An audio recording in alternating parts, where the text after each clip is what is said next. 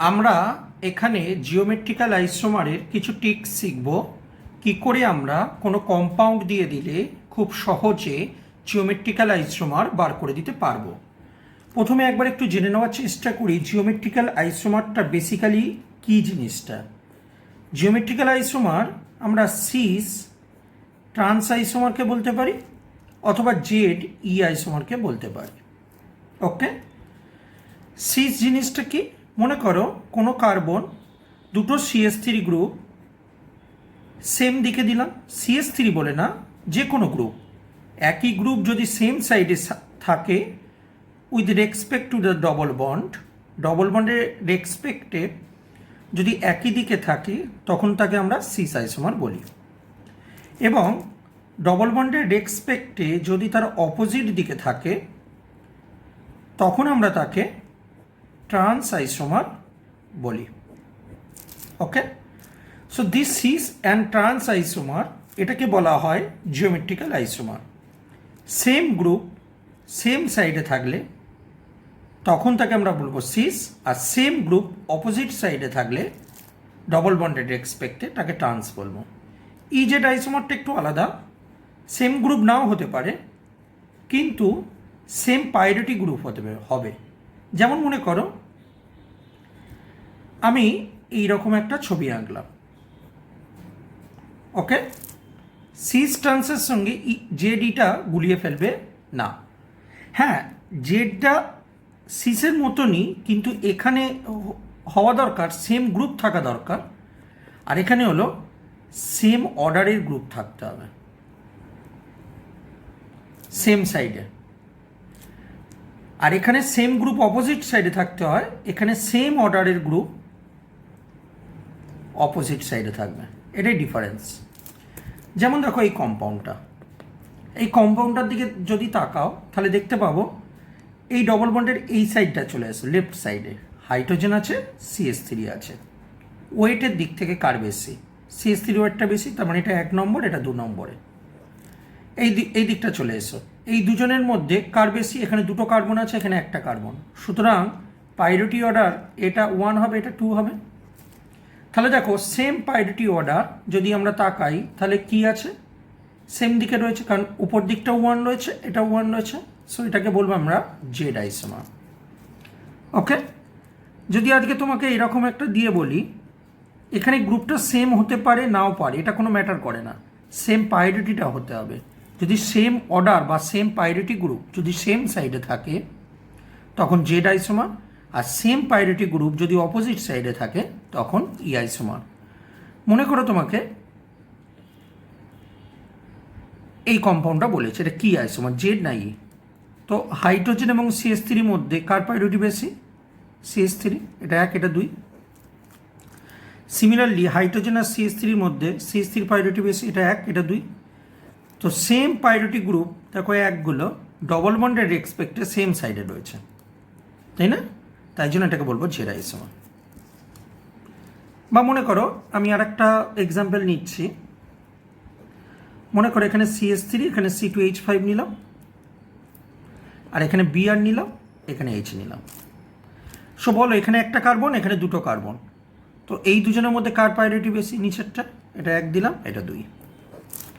এখানে ব্রোমিন, এখানে হাইড্রোজেন, কার ওয়েট বেশি?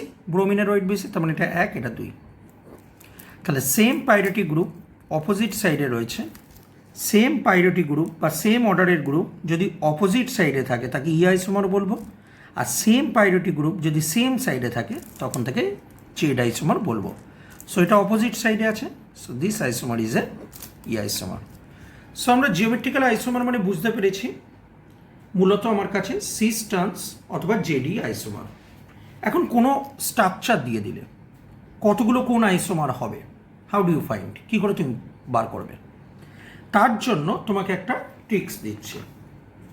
তোমাকে দেখতে হবে প্রথম কথা যে মলিকুলটা সিমেট্রিক্যাল না আনসিমেট্রিক্যাল। সিমেট্রিক্যাল মানে কি? মানে মাঝখানে একটা সেন্টার অ্যাটম ধরলে দুদিকে সমান। আনসিমেট্রিক্যাল মানে কি? মাঝখানে একটা সেন্টার অ্যাটম ধরলে দুদিকে সমান নয়। আমি একটা এক্সাম্পল নিই, যদি এক্সাম্পল নিই তোমার কাছে ক্লিয়ার হবে। যেমন মনে করো এক্সাম্পল আকারে আমি নিলাম যে CH3 CH CH C CH CH3 এই এক্সাম্পলটা নিলাম। তুমি খেয়াল করে দেখো, এটা যদি তুমি মাঝখানটাকে সেন্টার ধরো, দেখো এই দিকে যা যা দেখতে পাচ্ছ এই দিকেও দেখো ডবল বন্ড সমেত গ্রুপগুলো তাই দেখতে পাচ্ছ। সো এটা একটা সিমেট্রিক্যাল। ওকে, এটা একটা সিমেট্রিক্যাল। এবার তুমি দেখো এই স্ট্রাকচারটার মধ্যে কতগুলো ডবল বন্ড আছে, মানে active double bond. Active double bond কি একটু বাদে বুঝতে পারবে। সো এই ডবল বন্ডটা অ্যাক্টিভ এবং এই ডবল বন্ডটা অ্যাক্টিভ। অ্যাক্টিভ ডবল বন্ড মানে ডবল বন্ডের শেষে বা ডবল বন্ডের শুরুতে সেম গ্রুপ থাকবে না। মানে আমি বলতে চাইছি, দেখো ডবল বন্ডের শেষ হয়েছে কোনটা, একটা হাইড্রোজেন আছে, একটা CH3 আছে। So it is a active double bond. কিন্তু যদি দুটোই হাইড্রোজেন থাকতো বা দুখানেই CH3 থাকতো, তখন সেই ডবল বন্ডটাকে কাউন্ট করতাম না, সেটা হতো ইনঅ্যাক্টিভ ডবল বন্ড। ওকে, তো এই ডবল বন্ডের রেসপেক্টে দেখো CH, এখানে দেখো CH3, ঠিক আছে, তার মানে অ্যাক্টিভ ডবল বন্ড, তার মানে সিমেট্রিক্যাল দুখানা অ্যাক্টিভ ডবল বন্ড আছে। ওকে, সো এন এর ভ্যালু 2। তার মানে আমার কাছে সিমেট্রিক্যালের ফর্মুলা ফেলবো N2 মানে ইভেন নাম্বার। তার মানে এই যে ফর্মুলাটা পি এর ভ্যালুটা হবে n/2। তার মানে আমার কাছে ফর্মুলাটা কী হবে, 2 to the power n-1 plus 2 to the power n/2 বসাও পি এর জায়গায়, n/2 -1।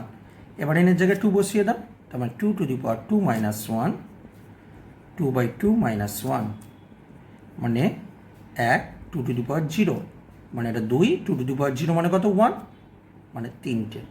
তার মানে এই কম্পাউন্ডটা 3টে আইসোমার আমি পাবো। রাইট, আমি আরেকটি কোশ্চেন নিচ্ছি, ভালো করে বোঝো। মনে করো প্রথমে কিন্তু অ্যাক্টিভ ডবল বন্ড কতগুলো তোমাকে দেখতে হবে, মানে যে ডবল বন্ডগুলো তোমাকে আইসোমারিক স্ট্রাকচারটা দেবে। রাইট, দেখো এই কম্পাউন্ডটাকে আমি নিলাম, ভালো করে তাকিয়ে দেখো এই ডবল বন্ডগুলো ইনঅ্যাক্টিভ। কেন বলো তো? দেখো এই কার্বনের সঙ্গে দেখো সেম গ্রুপ আছে দুটো। আমি কি বলেছি, আলাদা থাকতে হবে। আলাদা না থাকলে ইজেট হবে কি করে? তুমি এই যে ইজেটের যে একটু আগে দেখেছিলে যে পাইরোটি দিচ্ছিলাম, এই ডবল বন্ডের এক্সপেক্টে এই দুজনের মধ্যে কোনটার ওয়েট বেশি, একজনকে 1 দিচ্ছিলাম, যার ওয়েট বেশি, যার ওয়েট কম তাকে 2 দিচ্ছিলাম। এই অর্ডারটাই তো দিতে পারবো না যদি সেম হয়ে থাকে। সো এই ডবল বন্ডটা ইনঅ্যাক্টিভ, এই ডবল বন্ডটাও ইনঅ্যাক্টিভ, মাঝখানে ডবল বন্ডটা অ্যাক্টিভ। ওকে, তাহলে অ্যাক্টিভ ডবল বন্ডের সংখ্যা কটা, একটা। এখন কম্পাউন্ডটা বলো তো সিমেট্রি না সিমেট্রি না? কম্পাউন্ডটা সিমেট্রি। কী করে বুঝলাম? মাঝখানটাকে একটা সেন্টার ধরো, দেখো এই দিকে যা দেখতে পাচ্ছ এই দিকেও তাই। সো সিমেট্রি 1 বেরিয়েছে, 1 মানে অড। সো আমার কাছে ফর্মুলাটা হবে 2 to the power n-1, 2 to the power n+1/2 -1। Right, এবার এনের জায়গায় 1 বসিয়ে দাও, 1 - 1, কারণ একটা ডবল বন্ড পেয়েছো, এন এর ভ্যালু 1, তার মানে 2 টু দি পাওয়ার 1 + 1/2 -1, কারণ 2 টু দি পাওয়ার 0, এখানটাও হবে 2 টু দি পাওয়ার 0, কোনো কিছু 2 টু দি পাওয়ার 0 মানে 1 + 1 মানে 2, মানে দুটো আইসোমার। ক্লিয়ার? তাহলে তুমি নিশ্চয়ই বুঝতে পেরেছো কখন কোন ফর্মুলাটা তুমি ইউজ করবে। ওকে, আচ্ছা, এবার মনে করো আমি আরেকটা নিচ্ছি তোমার কাছে, মনে করো এরকম নিচ্ছি C2H5 CH CH CH CH3। ভালো করে তাকিয়ে দেখো কম্পাউন্ডটার কতগুলো অ্যাক্টিভ ডবল বন্ড, এটাকে অ্যাক্টিভ বলবো। Why active? বিকজ এই ডবল বন্ডের সঙ্গে যে দুটো গ্রুপ রয়েছে আলাদা। এই ডবল বন্ডটাকেও অ্যাক্টিভ বলবো বিকজ এই কার্বনের সঙ্গে যে দুটো গ্রুপ রয়েছে আলাদা। সো অ্যাক্টিভ ডবল বন্ড, তার মানে অ্যাক্টিভ ডবল বন্ডের সংখ্যা 2, এন এর value 2। Now the question is that, যে এই যে কম্পাউন্ডটা আছে সিমেট্রি না সিমেট্রি না? দেখো মাঝখান থেকে একটা করলে এই দিকে যা পাচ্ছ এই দিকে তাই পাচ্ছ না, তার কারণ এখানে CH3 আছে, এখানে C2H5 আছে। সো এটা আনসিমেট্রিক্যাল কম্পাউন্ড। রাইট, এখন এই আনসিমেট্রিক্যাল কম্পাউন্ডে দুটো অ্যাক্টিভ ডবল বন্ড থাকবার জন্য আমার কাছে ফর্মুলা কী হবে, 2 to the power n।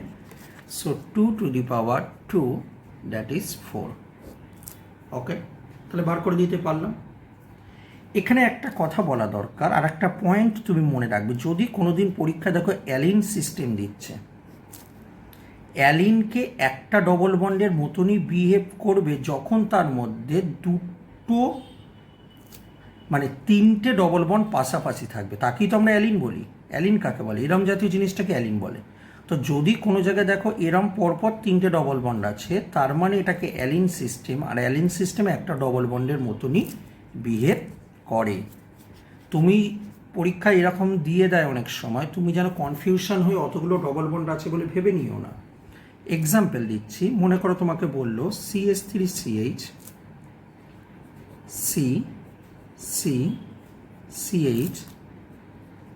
CH double bond CH3।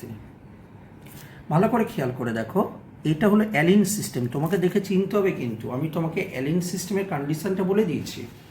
ওকে, তো এইটাকে কিন্তু তুমি একটাই ডবল বন্ডের মতন ভাববে। তার মানে এনের ভ্যালু এটার জন্য 1 নেব, আর এইটা একটা অ্যাক্টিভ ডবল বন্ড, কারণ দুটো গ্রুপ আলাদা। তার মানে টোটাল এনের ভ্যালু হচ্ছে 2। এবার কম্পাউন্ডটা কি সিমেট্রিক? না, সিমেট্রিক না। তুমি যে কোনো একটা মাঝখান থেকে দেখো, এই দিকটা এবং এই দিকটা সেম জিনিস পাচ্ছ না, সো আনসিমেট্রিক্যাল। আর এনের ভ্যালু 2, তার মানে 2 টু দি পাওয়ার 2। তার মানে আমার কাছে হবে 2 to the power 2, that is 4 হবে আমার কাছে অ্যান্সার। তো ফ্রেন্ড, আমরা অ্যাক্টিভ এবং ইনঅ্যাক্টিভ ডবল বন্ডের উপর আমরা করতে পেরেছি, শিখেছি। এবার আমি তোমাকে শেখাবো জিওমেট্রিক্যাল আইসোমার যদি রিং জাতীয় কম্পাউন্ড থাকে। এই রিং জাতীয় কম্পাউন্ড থাকলে কখন তুমি কাউন্ট করবে আর কখন কাউন্ট করবে না, তোমাকে কিন্তু একটু ভালো করে বুঝে নিতে হবে। ওকে, তো তোমাকে এখানে একটা কথা বলেছি, ডবল বন্ড যদি 8টা বা 8টার বেশি হয়ে থাকে তখন সেটা জিওমেট্রিক্যাল আইসোমারের জন্য কাউন্ট করবে। অ্যাকচুয়ালি ব্যাপারটা কী বলো তো, মনে করো একটা হেক্সাগোনাল রিংয়ের ডবল বন্ড আছে, সিস মানে ইজেট হতে গেলে তো এই ডবল বন্ডগুলোকে করতে হবে। মনে করো এই দিকে রয়েছে, আর একটা আইসোমার করতে হলে তো ডবল বন্ডটাকে এরম যেতে হবে। এখন যদি রিংটা ছোটো হয় তখন কি হয়, রিংটার মধ্যে একটা অ্যাঙ্গেল স্ট্রেংথ কাজ করে, তাই জন্য তার মধ্যে এই রকম ধরনের ফ্লিপ করতে পারে না। রিংটা বড় হলে পারে, তাই জন্য আমি এখানে পয়েন্টটাই বলেছি, যদি দেখো 8টা বা 8টার উপর কার্বন আছে তখন সেই ডবল বন্ডটাকে তুমি কাউন্ট করবে। এক্সাম্পল দিই, মনে করো তোমাকে এমন ধরনের কম্পাউন্ড দিয়েছে, দিয়ে বলেছে কতগুলো জিওমেট্রিক্যাল আইসোমার হবে তুমি বলো। এইটা একটা দিয়েছে, আর মনে করো তোমাকে এই রকম একটা দিয়েছে। যে পয়েন্টগুলো বলছি একটু খেয়াল করো, একটু অ্যাঙ্গেলটা একটু হয়ে গেছে। এনিওয়ে, ডবল বন্ড, এটা 8 মেম্বার রিং। হ্যাঁ, বুঝতে পারছো তো, এইখানটা একটা বেন্ড আছে। ওকে, আচ্ছা খেয়াল করে দেখো, আমি এইটার ক্ষেত্রে এনের ভ্যালু কত, আমি বলবো এইটা কাউন্ট করব না, কারণ আমি তোমাকে বলেছি কাউন্ট তখনই করব যখন 8টা বা 8টের বেশি কার্বনের সংখ্যা থাকবে। সো এখানে 6টা কার্বন রিংটার মধ্যে, তার মানে এটা কাউন্টেবল নয় আমার কাছে, কিন্তু এইটা আমার কাছে কাউন্টেবল। তার মানে 1, এনের ভ্যালু 1, এবং কম্পাউন্ডের মধ্যে সিমেট্রি অবভিয়াসলি নেই, তাই না? তার মানে আমি যদি এইটার মধ্যে দেখার চেষ্টা করি 2 to the power n formula, মানে 2 টু দি পাওয়ার 1, মানে দুটো আইসোমার পাবো। নাও সেকেন্ড কম্পাউন্ডটা দেখো, এটা একটা 8 মেম্বার রিং। আমি কি বলেছি, এটা কাউন্ট করব 8 মেম্বার বা তার থেকে বেশি হলে, সো এটা কাউন্টেবল আমার কাছে। ওকে, আর এটা তো রয়েছে, তার মানে একটা দুটো করবার জন্য 2 টু দি পাওয়ার 2, মানে 4 আইসোমার। সো আমাকে খেয়াল করতে হবে ডবল বন্ডটা কত মেম্বার রিংয়ে আছে, 6 মেম্বার, 7 মেম্বার না 8 মেম্বার। এবার 8 মেম্বারের থেকে বেশি হলে যে কোনো মেম্বারের ক্ষেত্রেই ডবল বন্ডটাকে তুমি কাউন্ট করতে পারবে। খেয়াল রাখবে, অনেক সময় কিন্তু কম্পিটিটিভ এক্সামে এমন ধরনের প্রশ্ন দিয়ে থাকে। সেকেন্ড একটা কথা, মনে করো তোমাকে এইরকম একটা কম্পাউন্ড দিল। ওকে, এরকম যেমন আছে ডবল বন্ড, এরকম এমনি দিয়ে দিয়েছে, এরকম আছে, ঠিক আছে। এই যে অ্যাডজাস্টিং, এই যে জায়গাটা, এইখানটায় একটা গ্রুপ আছে, যে গ্রুপটা যা খুশি হতে পারে, মনে করো CH3, যার ফলে এইটা হলো sp3 হাইব্রিডাইজড হচ্ছে, কারণ সব সিঙ্গেল বন্ড। এমন যদি কন্ডিশন থাকে, মানে আমি এই যে রুলটা লিখেছি দেখো, sp3 হতে হবে ডিফারেন্ট গ্রুপ। হয় ডিফারেন্ট গ্রুপ বলছি, মানে এই যে গ্রুপটা আর এই ওপরের গ্রুপটা আলাদা হতে হবে। ওকে, এমন কন্ডিশন হলে এটা অনেকটা ডবল বন্ডের মতন বিহেভ করে, অর্থাৎ জিওমেট্রিক্যাল আইসোমার দেখায়। তার মানে এক্ষেত্রে 8 মেম্বার রিংয়ের জন্য একটা, এইটার জন্য একটা, এই ডবল বন্ডের জন্য একটা, তার মানে 1 2 3, তিনটে হচ্ছে এনের ভ্যালু। ওকে, এবার ফর্মুলা কি 2 টু দি পাওয়ার n, কারণ কম্পাউন্ডটা তো সিমেট্রিক্যাল নয়, তার মানে 2 টু দি পাওয়ার 3, তার মানে 8টা আইসোমার পাবো। ওকে, পয়েন্টটা খুব ইম্পর্টেন্ট, কিন্তু মাথার মধ্যে গেঁথে নিই। ওকে, তো আমি আর একটা কম্পাউন্ড নিচ্ছি, বলো তো দেখি কতগুলো আইসোমার পাবো। যেভাবে বলেছি সেভাবে দেখবার চেষ্টা করো, দেন ইজি। বলো তো এই ডবল বন্ডটা কাউন্ট করবো না, এটাকে কাউন্ট করব, আর এইটার জন্য একটা কাউন্ট করব, তার মানে একটা দুটো, তার মানে 2 টু দি পাওয়ার n মানে 2 টু দি পাওয়ার 2 মানে 4টে। ওকে, এবার আমরা আর একটা পয়েন্ট শিখবো, যেটাকে বলবো pseudo site. Pseudo site, what is pseudo site? ভালো করে বুঝবার চেষ্টা করো। মনে করো তোমাকে এই জাতীয় একটা কম্পাউন্ড দিল, ওকে, এই জাতীয় একটা কম্পাউন্ড দিল তোমাকে বললো এই কম্পাউন্ডটার কতগুলো আইসোমার হবে। তুমি কি দেখলে? তুমি দেখলে এটা একটা অ্যাক্টিভ, কারণ আলাদা গ্রুপ, এটা একটা অ্যাক্টিভ এবং এটাও একটা অ্যাক্টিভ, বলে তুমি তিনটে অ্যাক্টিভ কম্পাউন্ড এবং কম্পাউন্ড একটা সিমেট্রিক্যাল, তার মানে সিমেট্রিক্যাল ফর্মুলা ফেলবে, তিনটে হচ্ছে, তার মানে অডের ফর্মুলাটা ফেলে বার করবে। এটা করতে গিয়ে ভুল হবে, তার কারণ এই যে গ্রুপটা আছে এই গ্রুপটাকে বলা হয় pseudosite. What is pseudosite? Question mark. What is pseudosite? Pseudosite মানে হলো যে অ্যাক্টিভ ডবল বন্ড, বাট তার নিজের ক্ষমতার উপর কিন্তু জিওমেট্রিক্যাল আইসোমার ডিপেন্ড করে না। মানে আমি কি বলতে চাইছি, এটার কি হবে বাদ দাও, এটাকে আমি এমনি দিয়ে দিলাম। ওকে, এটা কী হয় বাদ দাও। মনে করো উপরের দুটো তুমি ই আইসোমার নিয়েছো, এই দুটো ডবল বন্ড ই নিয়েছো, বা উপরের দুটো তুমি মনে করো জেড নিয়েছো, তখন কি হবে জানো তো? তখন তুমি এর জিওমেট্রিক্যাল আইসোমার বার করতে পারবে না। কেন পারবে না? তার কারণ ই আর দুটোই ই আছে, কাকে প্রায়োরিটি দেবে বেশি এই এর জিওমেট্রিক্যাল বার করবার জন্য? কাকে প্রায়োরিটি দেবে এই দুজনের মধ্যে বলো তো? আর কোনো জায়গা নেই। বা যদি দুটোই জেড থাকে, কাকে প্রায়োরিটি দেবে বলো? দুটোই তো জেড আছে। এটা তখনই হবে যখন একটা ই একটা জেড হবে, অথবা কারণ জেড সবসময় বেশি প্রায়োরিটি পায়, তখন এটা 1 নম্বর হতো, এটা 2 নম্বর হতো এই ডবল বন্ডে বার করবার জন্য, বুঝেছো তো? বা এটা যদি জেড হতো, এটা যদি ই হতো, তখন আমি এটাকে 1 নম্বর দিতাম, এটা 2 দিতাম, কারণ জেড সবসময় বেশি প্রায়োরিটি পায়, তখন এর জিওমেট্রিক্যাল আইসোমার বার করা যেত। তার মানে ভেবে দেখো, দুটো আইসোমার বাদ চলে গেল, তাই না? তাই জন্য এই কম্পাউন্ডার ক্ষেত্রে তোমার কাছে ফর্মুলায় ফেলে যা বেরোবে তার থেকে দুটো কম হবে। ফর্মুলায় ফেলে কত বেরোচ্ছে একবার দেখে নিই, অড, তাই তো? এই কম্পাউন্ড একটা সিমেট্রিক্যাল কম্পাউন্ড এবং এন এর ভ্যালু কত হচ্ছে 3, তাই তো? 3 যদি বেরিয়ে থাকে, তার মানে আমরা formula 2 to the power n minus 1 plus 2 to the power P এর জায়গায় হবে n প্লাস 1/2 মাইনাস 1, রাইট? তার মানে আমার কাছে কত ছিল? এটা 3টে ছিল, তার মানে 2 to the power 3 minus 1 plus 2 to the power 3 plus 1 2 minus 1, তার মানে 2 টু দি পাওয়ার 2 প্লাস 2 চলে যাচ্ছে, মানে 2 টু দি পাওয়ার 1, 4 এবং 2 মিলে 6টা হওয়া উচিত ছিল। কিন্তু বুঝতেই পারলে এই দুটো ই হলে বা এই দুটো জেড হলে তখন এই আইসোমারটা হবে না, মানে এই ডবল বন্ডের আইসোমার বার করতে পারবো না, কারণ প্রায়োরিটি দিতে পারবো না। তখন এটা থেকে দুটো আইসোমার তাই জন্য বাদ গেল, মানে 4টে।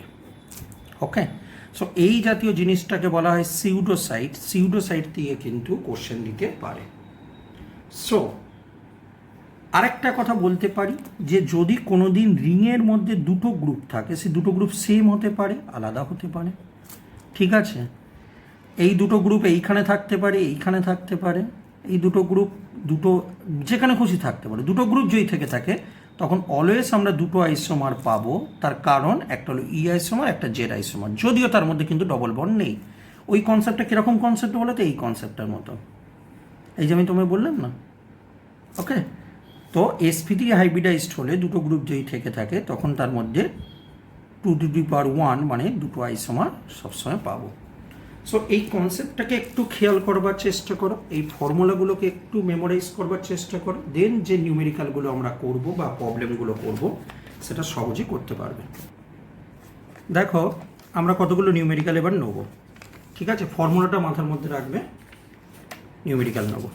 এই কম্পাউন্ডে চলে এসে দেখো, এই কম্পাউন্ডের দিকে যদি তাকিয়ে দেখো, এটাও অ্যাক্টিভ হাইড্রোজেন নয়, এটাও active hydrogen, sorry active double bond নয়, এটাও অ্যাক্টিভ ডবল বন্ড নয়, কারণ দুটো হাইড্রোজেন সেম আছে, এখানেও দুটো হাইড্রোজেন সেম আছে, দুটো আলাদা গ্রুপ হতে হবে বলেওছি, শুধু মাঝখানেরটা।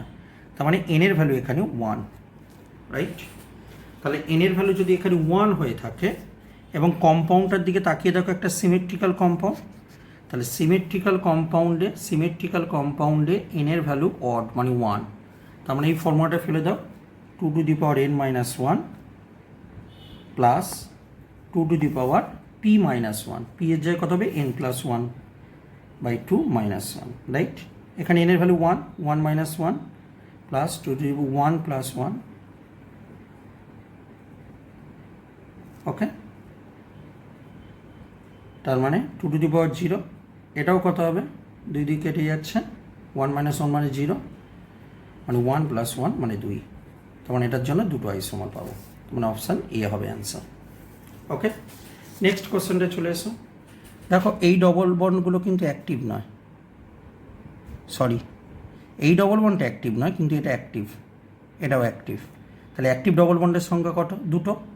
আর কম্পাউন্ডটা দেখো সিমেট্রিক্যাল নয়, কিন্তু আনসিমেট্রিক্যাল কম্পাউন্ড, কারণ মাঝখান থেকে দুটো টুকরো করলে একই পাবো না। তো তখন ফর্মুলা কী হয়, 2^n, দেখো শিখিয়েছি কিন্তু, এইটা কিন্তু মাথার মধ্যে গেঁথে নাও কিন্তু, ওকে? তো 2^n, সো 2 এখানে কত হবে 2, মানে কত হবে 4, তার মানে 4 হবে অ্যান্সার আমার এখানে।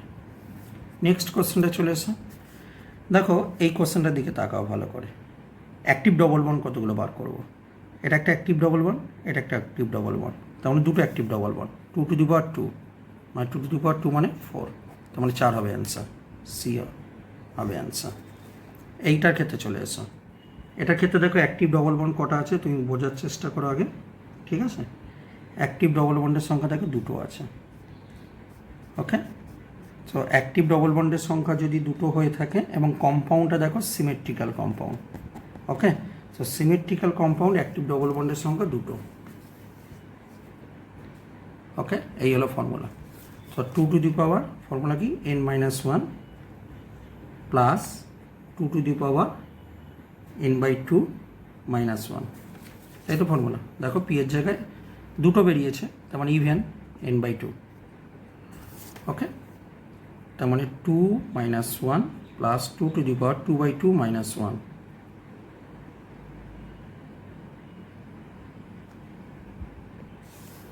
তার মানে কত হচ্ছে, এটা 2, এটা কত হচ্ছে 1 - 1 মানে 0, তার মানে সো এটা 1 হচ্ছে, তার মানে এটা 2 প্লাস 2^0 মানে 1 মানে 3, মানে 3 হবে অ্যান্সার আমার কাছে, রাইট? তারপর কোশ্চেনটা চলে এসো, অ্যাক্টিভ ডবল বন্ডের সংখ্যা আগে বার করো। সো এই ডবল বন্ডটাও অ্যাক্টিভ, এটাও অ্যাক্টিভ, এটাও অ্যাক্টিভ, তিনটে অ্যাক্টিভ ডবল বন্ড, আর কম্পাউন্ডার সিমেট্রিক্যাল নয়, তার মানে 2^n ফর্মুলা, তার মানে 2^3, এনের জায়গায় 3 বসলো মানে 8, তার মানে 8 হবে অ্যান্সার। খুব সোজা কিন্তু, তুমি যদি একটু চেষ্টা করো। পরেরটা চলে এসো, দেখো অ্যাক্টিভ ডবল বন্ডের সংখ্যা কটা, এটা অ্যাক্টিভ, এটাও অ্যাক্টিভ, এটাও অ্যাক্টিভ, কিন্তু কম্পাউন্ডটা দেখো সিমেট্রিক্যাল, কম্পাউন্ডার সিমেট্রিক্যাল, তাই না? তাহলে কম্পাউন্ড যদি সিমেট্রিক্যাল হয়ে থাকে, অ্যাক্টিভ ডবল বন্ড 3টে, তার মানে ফর্মুলা এইখানে, এই হলো ফর্মুলা, তাই তো? Symmetrical compound active double bond 3টে মানে অড, তার মানে 2^n-1 প্লাস 2 পি এর জায়গায় n+1/2 -1, 3টে, তার মানে 3 - 1, রাইট? 2^3 + 1/2, ক্যালকুলেশনগুলো একটু দেখে নেবে, তার মানে 2^2, এটা 4, মানে কেটে গেলে 2 - 1, 2 - 1 মানে 1, তার মানে 4 + 2 মানে 6। 6 হবে অ্যান্সার। সো অপশান হবে সি। এখানে ক্ষেত্রে চলে আসো, অ্যাক্টিভ ডবল বন্ড কতগুলো দেখো, এই ডবল বন্ডটা অ্যাক্টিভ, এটাও অ্যাক্টিভ, তার মানে দুটো অ্যাক্টিভ ডবল বন্ড। তার মানে আর কম্পাউন্ডটা তো সিমেট্রিক্যাল না, দুটো একই রকম নয়, একই নয়, তাহলে সিমেট্রিক্যাল নয়, দুটো active double bond, 2 to the power n formula, তার মানে 2 টু দি পাওয়ার 2 মানে দ্যাট ইজ 4। ওকে, নাও এই কোশ্চেনটা চলে এসো। এই কোশ্চেনটাও কিন্তু দুখানা অ্যাক্টিভ ডবল বন্ড, বাট কম্পাউন্ডটা কিন্তু সিমেট্রিক্যাল। দেখো মাঝখান থেকে করলে দেখো দুটো সাইড একই পাচ্ছ দেখতে, মাঝখান থেকে টুকরো করলে, রাইট? তো সিমেট্রিক্যাল দুটো অ্যাক্টিভ ডবল বন্ড, এই হলো ফর্মুলা, ঠিক আছে? দুটো অ্যাক্টিভ ডবল বন্ড, তার মানে আমার ফর্মুলাটা লিখে নাও, n-1 plus 2 to the power p-1, দুটো অ্যাক্টিভ ডবল বন্ড। ওকে, দুটো মানে ইভেন, 2, রাইট? ইভেন, তার মানে n/2 ফর্মুলা, তার মানে 2 to the power n-1 plus 2 to the power n/2 -1, তার মানে দুটো অ্যাক্টিভ ডবল বন্ড, -1, তার মানে এটা 2, 1, এটা 0, মানে 2 প্লাস 1 দ্যাট ইজ 3 হবে অ্যান্সার, রাইট? 3 কোনটা, which one? B answer is 3। Okay, এরপরের ক্ষেত্রে দেখো দুটো গ্রুপ আছে। সো দুটো গ্রুপ থাকলেই আমি তোমাকে বলেছি 2 টু দি পাওয়ার 1 ফর্মুলায় হবে, মানে 2, মানে দুটো আইসোমার।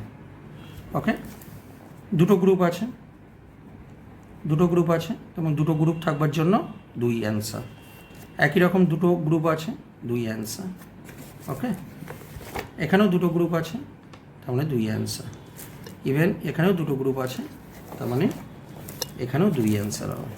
ওকে, এরকম শিখিয়েছি, কিন্তু এইটার ক্ষেত্রে তাকিয়ে দেখো, এইখানে জিওমেট্রিক্যাল আইসোমার পসিবলই না, তার কারণ দুটো গ্রুপ সেম হয়ে যাচ্ছে, এই কার্বনটা, তাই জন্য 0। ওকে, সো এমনভাবে অনেকগুলো কোশ্চেন আছে, আমি অ্যান্সারগুলো দিয়ে দিয়েছি, then you can try. Okay, try করো, এবং এই ধরনের জিওমেট্রিক্যাল আইসোমারের কোশ্চেনগুলো আশা করা যায় করতে পারবে, শুধু এই ট্রিক্সটা মাথার মধ্যে গেঁথে নাও। সো এমন ধরনের অজস্র প্রবলেম করা যেতে পারে, কিন্তু তোমাকে ফাইন্ড করতে হবে সিমেট্রিক্যাল নন সিমেট্রিক্যাল। সিমেট্রিক্যাল হলে অড না ইভেন সংখ্যক কার্বন আছে, এই মানে ডবল বন্ড আছে। আর রিংয়ের ক্ষেত্রে খেয়াল করবে 8 বা 8-এর বেশি হলে রিংয়ের ডবল বন্ডটাকে কাউন্ট করবো, আদারওয়াইজ করবো না। sp3 হাইব্রিডাইজড হতে পারে। সুডো সাইট হলে কিন্তু তখন আমার কাছে দুটো আইসোমার বাদ গেল, দেখতেই পেলে। আর রিংয়ের ক্ষেত্রে সেম অথবা ডিফারেন্ট গ্রুপ থাকলে, যেটা আমি এই ধরনের প্রবলেমগুলো করালাম, যেটা আমি বললাম, ওকে, দুটো করে আইসোমার যেগুলো পাচ্ছে না। সো এমন ধরনের কোশ্চেন আমাদের কাছে দেবে জিওমেট্রিক্যাল আইসোমারের উপর। আশা করব যে কোনো ধরনের কোশ্চেন তুমি করে দিতে পারবে। অসংখ্য ধন্যবাদ, আশা করব ভিডিওটা তোমার উপকারে আসবে।